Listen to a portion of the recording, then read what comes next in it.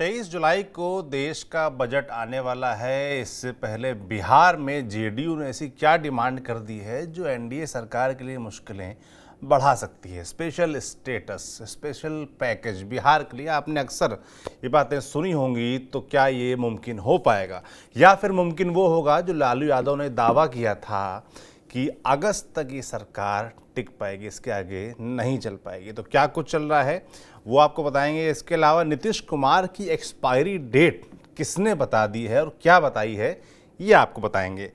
साथ ही साथ जनसंख्या कानून में सख्ती, जनसंख्या नियंत्रण को लेकर सख्ती की मांग गिरिराज सिंह ने क्यों कर दी है ये आपको बताएंगे। और सभी विषयों पर बात करने के लिए हमारे साथ रहेंगे हमारे वरिष्ठ साथी पंकज जी। पंकज जी, बहुत स्वागत है आपका। धन्यवाद, थैंक यू। तो जिसकी उम्मीद थी कि बजट आएगा और उससे पहले बिहार से जुड़ी मांगें जेडीयू की तरफ से की जाएंगी, और ये मांगें अभी से नहीं, ये एक एजेंडा लंबे समय से बिहार के लिए चल रहा है, स्पेशल स्टेटस का। नहीं स्पेशल स्टेटस तो स्पेशल पैकेज का। अब बजट आना है, उससे पहले ये मांगें फिर से दोहरा दी गई हैं। केंद्र में जो सरकार है वो नीतीश कुमार और सहयोगियों के भरोसे चल रही है। ऐसे में जाहिर सी बात है कि इन डिमांड से दबाव बढ़ेगा। तो जो लालू प्रसाद यादव की बात है कि अगस्त तक की सरकार टिकेगी, इस तरह के दावे और प्रबल होते दिखते हैं। क्या चल रहा है, क्या मांगे हैं और क्या सुनवाई होगी? देखिए, दरअसल क्या है कि ये सिर्फ नीतीश कुमार की अब मांग नहीं है जी। नीतीश कुमार जो मांग कर रहे हैं या जेडीयू जो मांग कर रही है, वो मांग चिराग पासवान भी कर रहे हैं, वो मांग जीतन राम मांझी भी कर रहे हैं।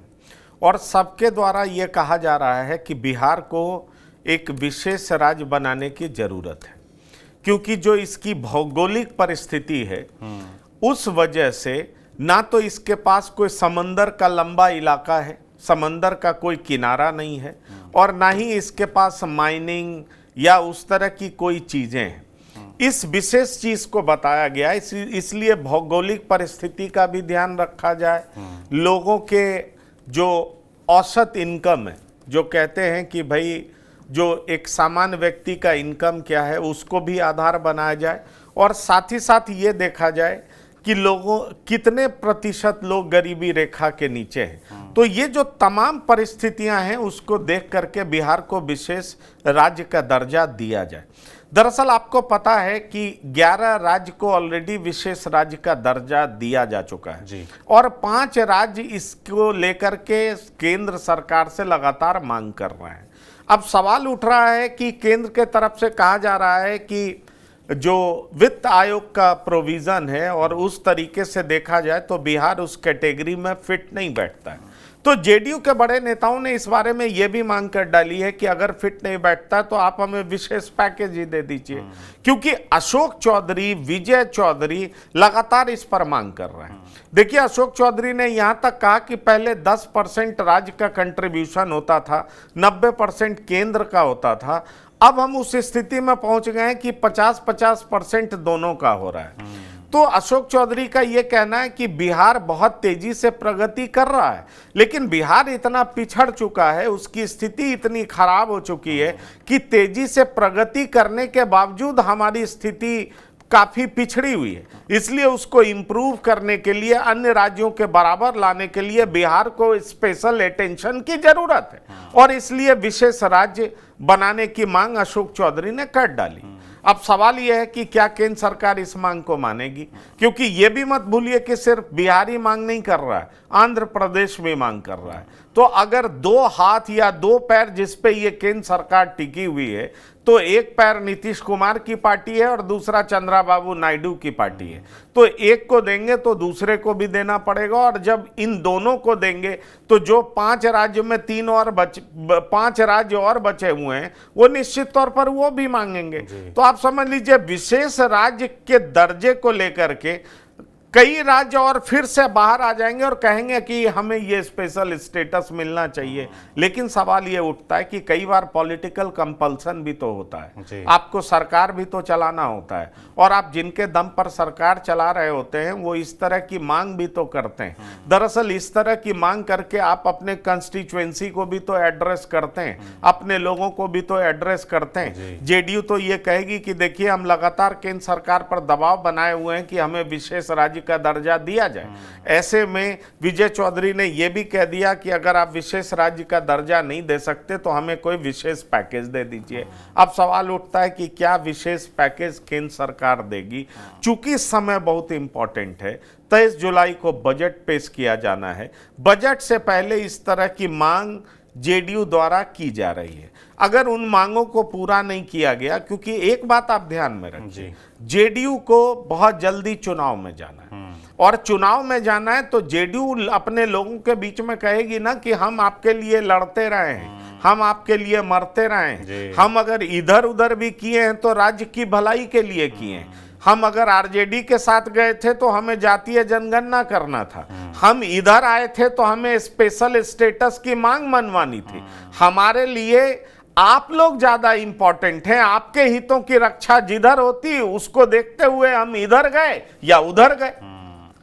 आप समझ रहे हैं ना, क्योंकि पॉइंट मजबूत है, और पॉइंट मजबूत है, और ये नेताओं की बड़ी पहचान होती है। जो जितने सफल नेता होते हैं वो अपने इंटरेस्ट को जनता के इंटरेस्ट से जितनी भली भांति जोड़ दें वो उतने ही सफल नेता। मगर इसके लिए मजबूत बैकिंग चाहिए। हाँ, तो आप इस तरीके से देखिए, इसलिए अगर वो कुछ भी पैकेज ले लेते हैं तो कहेंगे ना कि देखिए हमने आपके लिए ये लिया है, इसीलिए हमने दिल्ली को समर्थन दिया, और इसीलिए हमने दिल्ली को समर्थन दिया।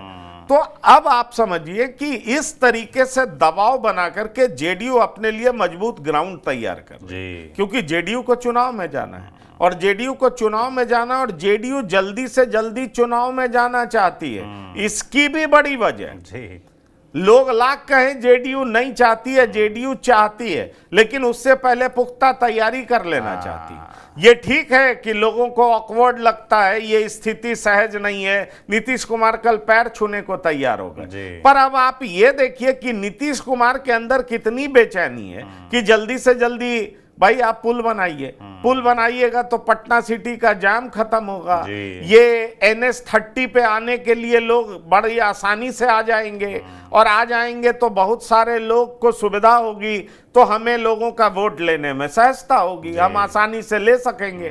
तो इसलिए नीतीश कुमार बहुत काम बहुत जल्दी कराना चाहते हैं, और लोगों के बीच नया मैसेज, नया पैगाम, और कहते हैं ना नया चीज लेकर के जाना चाहते हैं, और कह सकें कि देखिए हमने इतना कुछ किया है, अभी और बहुत कुछ करेंगे। पर देखिए इस सब के बीच जो कहा जा रहा है कि तेजस्वी यादव ने जिस तरीके से गढ़ दिया, और मैं कल भी ये बात कह रहा था कि छठ तक आप देखेंगे 10 लाख वैकेंसी आने वाली, तो नीतीश कुमार वो नैरेटिव भी तोड़ना चाहते हैं कि तेजस्वी यादव मतलब नौकरी, तेजस्वी यादव जो नौकरी के पर्याय बन गए, और 17 महीने में जो नौकरियां बांटी गई और उसका पूरा क्रेडिट तेजस्वी ले गए, जनता के बीच में ये नैरेटिव सेट करने में कामयाब रहे। अब नीतीश कुमार उस नैरेटिव को तोड़ना चाहते हैं, और तोड़ने के लिए वो चाहते हैं कि जल्दी से जल्दी 10 लाख वैकेंसी निकले, लोग परीक्षा में एडमिट हो, पास करें, उनको नौकरियां मिले, और हम कह सकें कि देखिए ये नौकरी हम दे रहे थे, और नौकरी भी हम देंगे, बेहतर कानून प्रशासन भी हम देंगे, डेवलपमेंट भी हम कराएंगे, इसलिए आप हमें चुनिए। और जेडीयू दरअसल इसीलिए दबाव बना रही है। अगर जेडीयू की बात नहीं मानी गई तो जेडीयू कौन सा मुंह लेकर के जाएगी जनता के बीच? जेडीयू क्या कहेगी जनता को कि हमको इसलिए वोट दे दीजिए? इसलिए लालू प्रसाद यादव को लग रहा है कि केंद्र द्वारा इन सारी मांगों को मानना आसान नहीं होगा, क्योंकि अगर आप विशेष राज्य की बात मान लेती है केंद्र, तो केंद्र को क्या होगा, अभी केंद्र द्वारा योजना में आप ये जान लीजिए 60% केंद्र की राशि होती है, 40% राज्य की राशि होती है, और वो राशि अगर खर्च नहीं होती है तो केंद्र सरकार को लौटाना पड़ता है। लेकिन जब आप विशेष राज्य का दर्जा देते हैं तो वो राशि खर्च नहीं भी होती है, तो वो राशि कैरी फॉरवर्ड हो जाता है। तो इस तरीके से समझिए। दूसरा क्या होता है कि 40% फिर राज्य को खर्च करना नहीं होता, 75% के तकरीबन 75 से 90% केंद्र खर्च करती है, 10% राज्य खर्च करती है। तो समझ लीजिए केंद्र से कितनी बड़ी आर्थिक सहायता मिलेगी। राज्य जो आर्थिक बोझ के तले दबा हुआ है, राज्य अन्य चीजों पर कंसंट्रेट कर सकता है। जो नीतीश कुमार का ड्रीम प्रोजेक्ट है कि 96 लाख लोगों को 2-2 लाख रुपया दिया जाएगा जिससे वो कुछ कर सके, तो सोचिए वो किस तरीके से लोगों में पैसे बांटेंगे, लोगों को अपना रोजगार शुरू करने के लिए आगे बढ़ने को कहेंगे। तो कई सारे एवेन्यूज खुल जाते हैं जिसकी संभावनाएं बहुत बढ़ जाती हैं, और जब ये बढ़ जाती हैं तो निश्चित तौर पर लगता है कि नीतीश फिर से वापस लौट करके आ जाएंगे। इसलिए जेडीयू के तरफ से दबाव है। इस दबाव के भीतर बीजेपी कितना झुकती है या बीजेपी कितना तैयार होती है, क्योंकि बीजेपी को सिर्फ बिहार तो नहीं चलाना है, पूरे देश चलाना है। तो इसका रिपरकशन और राज्यों में क्या हो सकता है, फिर अन्य राज्य क्या क्या मांग कर सकते हैं, डिमांड कर सकते हैं, ये भी बीजेपी को देखना पड़ेगा। इसीलिए जेडीयू, चूंकि जेडीयू का लिमिटेड इंटरेस्ट है, उसको बिहार तक सोचना है और वो लगातार मांग कर रही है, एक मांग से कई निशाने साध रही है। पर देखिए, इस बात को हमें नहीं भूलना चाहिए कि इस मांग में सिर्फ जेडीयू शामिल नहीं है, इस मांग में एलजेपीआर चिराग पासवान भी शामिल है, इस मांग में हम पार्टी के मुखिया जीतन राम मांझी, संतोष मांझी भी शामिल है। तो आप समझ लीजिए कि जितनी भी बिहार की पार्टियां हैं सब विशेष राज्य की मांग कर रही है। लेकिन अगर केंद्र नहीं मानती है तो क्या ये लोग समर्थन विड्रॉ करेंगे, और अगर समर्थन विड्रॉ करेंगे तो सरकार गिरेगी, नहीं विड्रॉ करेंगे तो क्या मुंह लेकर के जनता के बीच में जाएंगे विधानसभा चुनाव में। ये सारी पॉसिबिलिटीज है। उसको देखते हुए लालू प्रसाद यादव ने कहा कि सरकार कभी भी गिर सकती है, क्योंकि आरजेडी भी लगातार दबाव बनाए हुए है कि जब ये सरकार में जाते हैं तो विशेष राज्य की मांग की चर्चा इनके जुबान से निकलती नहीं, ये उनके आगे घुटने टेक देते हैं। अखिलेश प्रसाद सिंह कह रहे हैं कि जेडीयू लगातार जनता को बेवकूफ बना रही है, कितने सालों से विशेष राज्य की मांग कर रही है, और ये प्रधानमंत्री मोदी हैं जो कि सुनते ही नहीं। तो विपक्ष भी अपना गेम खेल रही है, जेडीयू भी अपना गेम खेल रही है, एनडीए के अन्य घटक दल भी अपना पॉलिटिक्स कर रहे हैं। सवाल अपने पॉलिटिक्स को साधने का है, उसको जनता के बीच ये मैसेज देने का है कि उनके कॉज के लिए ये लोग आगे बढ़कर के लड़ रहे हैं। पर लालू प्रसाद यादव ने जो बात कही है, क्या वो बात ऐसी होगी? ये बजट सत्र के बाद सरकार गिर जाएगी, ये एक बड़ा सवाल है। मैं वही कह रहा हूं कि लालू प्रसाद ने जो बात कही है, मुझे नहीं लगता सरकार गिरेगी, लेकिन तनातनी तो चलेगा, और तनातनी करके विशेष पैकेज तो लेने में ये लोग कामयाब रहेंगे, इसकी संभावना बहुत ज्यादा है। बिल्कुल। नीतीश कुमार और उनका स्टैंड, और वो किन पॉइंट्स, किन मुद्दों को लेकर चुनाव में जाना चाहते हैं, ये एक बड़ा सवाल है, और इसी को लेकर वो दबाव बनाने का प्रयास कर रहे हैं कि बजट जो आ रहा है देश का, उसमें बिहार को भी भरपूर मदद मिले। अब होता क्या है, दबाव कितना काम करता है, ये देखने वाला होगा। पर नीतीश कुमार ही पर एक और पॉलिटिकल कमेंट आया है। उनका राजनीतिक करियर की एक्सपायरी डेट क्या होगी ये बताया है, और बताने वाले हैं पीके, जिनको प्यार से आप लोग पीके बोलते हैं। नाम उनका प्रशांत किशोर है, पॉलिटिकल एनालिस्ट रहे हैं, बड़ी बड़ी कंपनी चलाई है, उसके बाद बिहार के दौरे पे निकले हुए हैं, पैदल पैदल चल रहे हैं, और राजनीतिक पार्टी भी लॉन्च करने वाले हैं। और उस बीच उनका ये बयान, क्या मामला है? देखिए, ये बयान बहुत गंभीर है, आप इसको आसानी से मत लीजिए। पीके हर मुंह बहुत सद करके चल रहा है, इसलिए मैं इस बयान को बहुत गंभीर मानता हूं। और अगर आप बिहार पॉलिटिक्स को बारीकी से समझें तो उसको आप ये समझ पाएंगे कि नीतीश कुमार को जल्दी चुनाव कराने की क्यों, और पीके इस नब्ज को पकड़ रहे हैं, और इसलिए पीके इस तरह की बात कर रहे हैं। दरअसल जो स्थिति है पैर छूने वाली, वो कुछ और इशारा करती है। इसीलिए आज आरजेडी ने भी, तेजस्वी यादव ने भी उनके मानसिक स्वास्थ्य पर हमला किया। सवाल ये उठ रहा है कि क्या वो कौन सी उम्र में चले गए हैं जिससे मानसिक स्वास्थ्य को लेकर के चर्चाएं बहुत तेज होने लगी। पहले भी चर्चा हो रही थी जब आरजेडी के साथ वो थे।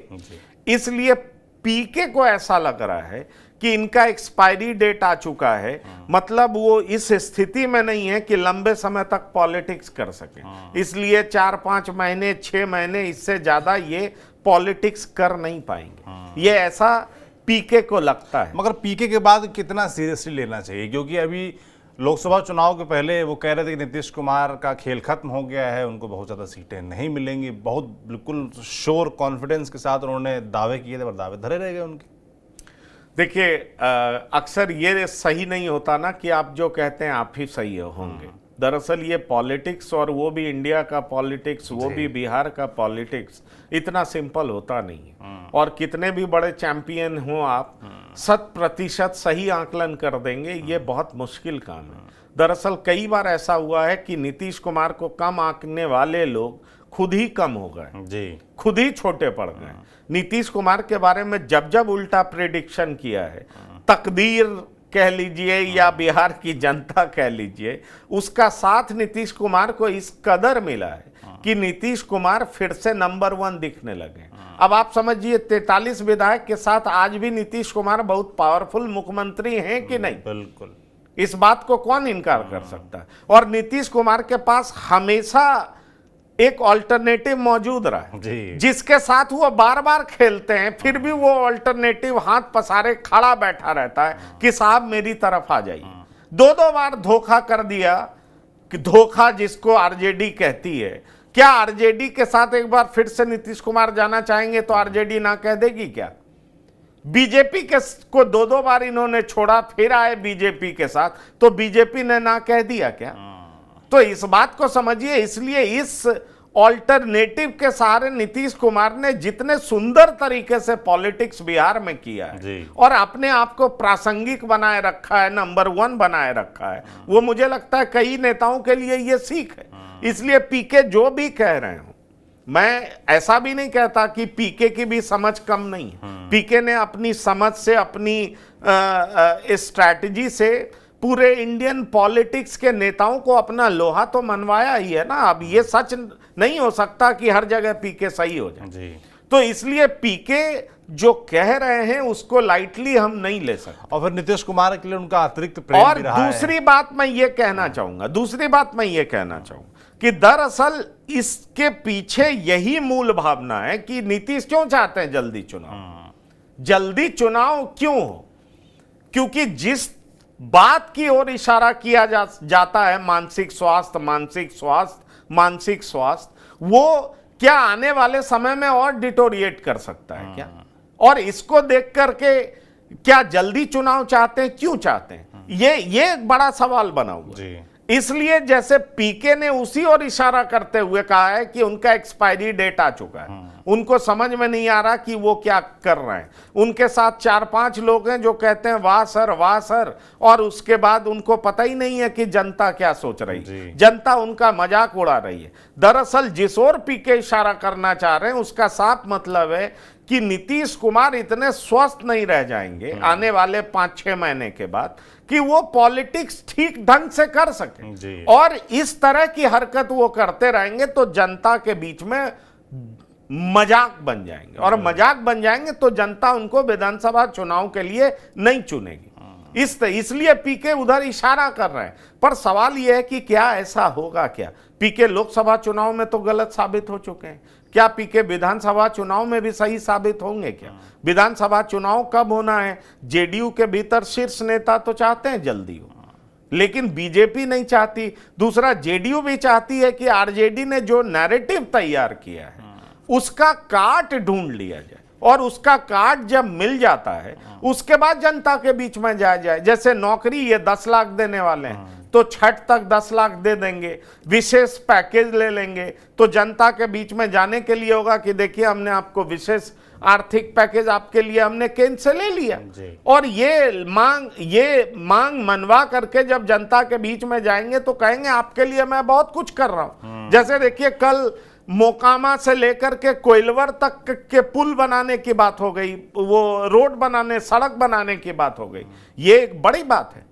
इसलिए अगर इस तरह की बात करते हैं और आगे इस ओर बढ़ते हैं तो निश्चित तौर पर नीतीश कुमार एक बार बाजी मार सकते हैं, और नीतीश कुमार को के भीतर इस बात को लेकर के उम्मीद भी है, इसलिए नीतीश जल्दी चुनाव भी चाहते हैं। लेकिन सवाल यह उठता है कि क्या इसमें बीजेपी मदद करेगी? जैसा वो सोच रहे हैं चीजें प्लेस होंगी, और क्या ऐसा हो जाएगा तो जनता साथ खड़ी होगी, और जनता साथ नहीं खड़ी होगी तो पीके सही साबित हो जाएंगे, जनता साथ खड़ी हो जाएगी तो एक बार पीके फिर से गलत साबित होंगे। लेकिन पीके इनके स्वास्थ्य को देखते हुए कह रहे हैं कि इनका एक्सपायरी डेट आ चुका है, ये 5-6 महीने से ज्यादा पब्लिक के बीच में कंडक्ट बेहतर कर पाएंगे, इसको लेकर के पीके को शक है, और इसीलिए पीके इस तरह की बात कर रहे हैं। बिल्कुल, अब ये कुछ इस तरह के दावे हैं जिनका जवाब भविष्य में ही मिल सकता है, कौन सही साबित होता है कौन गलत, तो नज़र बनी रहेगी इस पर हमारी।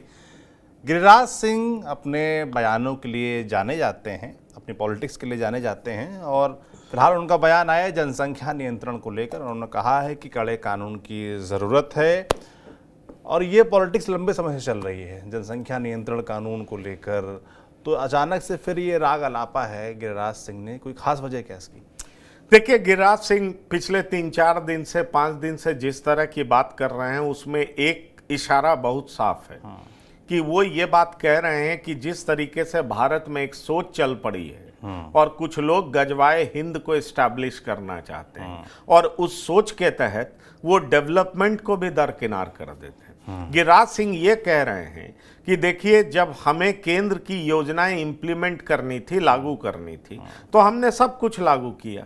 हमने अनाज दिया, हमने प्रधानमंत्री आरोग्य योजना दिया, हमने शौचालय योजना दिया, हमने आवास योजना दिया, लेकिन उनका ये जो भाषण है वो बहुत वायरल हुआ। उसमें वो कह रहे हैं, लेकिन एक हमने मुस्लिम से पूछा कि तुमने किसको वोट दिया, तो उसने कहा कि आपको दिया। तो हमने कहा कसम खा के बताओ कि तुमने हमें वोट दिया, तो उसने मना कर दिया कि नहीं, हमने आपको वोट नहीं दिया। आप देखिए, ये कंसर्न बहुत गंभीर है। उनका ये कहना है कि हम आपके लिए काम करते हैं, फिर आप हमें डिस्कार्ड क्यों करते हैं? और डिस्कार्ड करते हैं तो आप क्या, आपके लिए जब हम योजनाएं ला रहे हैं, डेवलपमेंट की बात कर रहे हैं, तो आप हमें डिस्कार्ड क्यों कर रहे हैं? यही गिरिराज सिंह आज विश्व जनसंख्या दिवस के अवसर पर कहते हैं कि देश में 147 ऐसे जिले हैं जहां पर कुछ समुदायों का टोटल फर्टिलिटी रेट हिंदुओं से कहीं ज्यादा है, और जब कभी भी पॉपुलेशन का असंतुलन होगा तो इस देश में डेमोक्रेसी बचाना बहुत मुश्किल होगा। उनका कहने का अंदाज भले ही अलग है, लेकिन आप इस बात को मत भूलिए कि ऐसा ही कंसर्न देवेश ठाकुर ने भी तो जताया था, और देवेश ठाकुर जेडीयू के एमपी हैं। तो देवेश ठाकुर ने यह कहा कि अरे हम एनडीए के एलाय के तौर पर चुनाव लड़ रहे थे और आप हमारे पास आते रहे हैं, यादव और मुस्लिम्स के लिए उन्होंने कहा, और आप हमसे काम करवाते रहे, हमारे साथ चाय पीते हैं, हमारे साथ खाना खाते हैं, हम आपके सुख दुख के सहभागी हैं, और फिर हम एनडीए के एलाय के तौर पर आपसे वोट मांगने जाते हैं तो आप हमें वोट नहीं देंगे, हमसे काम करवाएंगे, हमको वोट नहीं देंगे, हमसे डेवलपमेंट करवाएंगे, हमको वोट नहीं देंगे, तो आखिरकार आप चाहते क्या? तो उसी बात को आगे बढ़ा करके गिरिराज सिंह लगातार कहते हुए घूम रहे हैं कि देखिए, इस बात को छिपाइए मत, इस बात को दबाइए मत। आखिरकार हमें कुछ कम्युनिटी इतना अलग क्यों करती है, हमारे खिलाफ एकजुट क्यों होती है, हमारे खिलाफ साजिश क्यों हो रहा है? दरअसल कुछ ऐसे लोग हैं जो गजवाए हिंद एस्टैब्लिश करना चाहते हैं। और आज चूंकि विश्व जनसंख्या दिवस है, अगर जनसंख्या असंतुलन होता है किसी कम्युनिटी का, जैसा कि वो 147 राज्यों का नाम लेकर के, जिलों का नाम लेकर के बात कर रहे हैं, तो उनका कहना है कि ये बहुत गंभीर चिंता का विषय है और इस पर बात किया जाना चाहिए, क्योंकि पीने के लिए पानी नहीं है, रहने के लिए जमीन नहीं है, जितनी सड़क नहीं बनती है उससे ज्यादा आबादी बस जाती है। गिरिराज सिंह ये बात ऑफ द रिकॉर्ड लंबे समय से बोल रहा है, लेकिन अब जब भी मौका आता है तो वो ये बात कहने से पीछे हटते नहीं। अब इसका विरोध भले ही या उनकी हाँ में हाँ पार्टी के अन्य लोग भले ही ना करें, जेडीयू के लोग कहें कि हम सभी धर्मों के लिए हैं, गिरिराज सिंह आज उन्होंने बड़ा साफ तौर पर कहा है कि हिंदू हो, मुस्लिम हो, सिख हो, ईसाई हो, सबके लिए ये कानून लागू होना चाहिए। और जो भी इस कानून को नहीं मानता है उस पर कई तरह की पाबंदियां लगनी चाहिए, जैसे कि सरकारी योजना का लाभ नहीं मिलना चाहिए, गवर्नमेंट जॉब में उसको नौकरी नहीं मिलना चाहिए।